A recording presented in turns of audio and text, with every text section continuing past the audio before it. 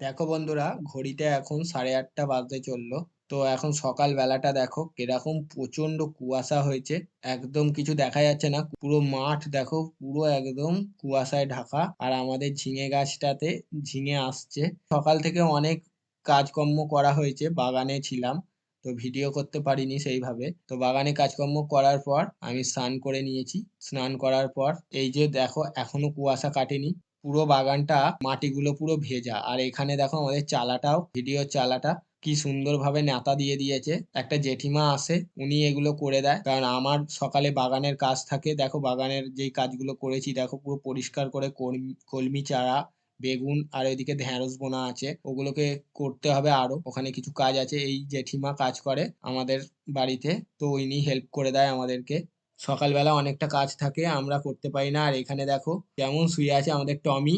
আমাদের টমিকে দেখো ভয় পাচ্ছে ফোনটা নিয়ে গেলে। টমি এখানে বসে আছে। ওরা কুয়াশায়, ওদেরও ভালো লাগছে না বেরোতে। আর আমাদের সজুও এখানে বসে আছে, কুয়াশায় বাইরে একদম বেরোতে চাইছে না। তো এই আমাদের সকালের দৃশ্য।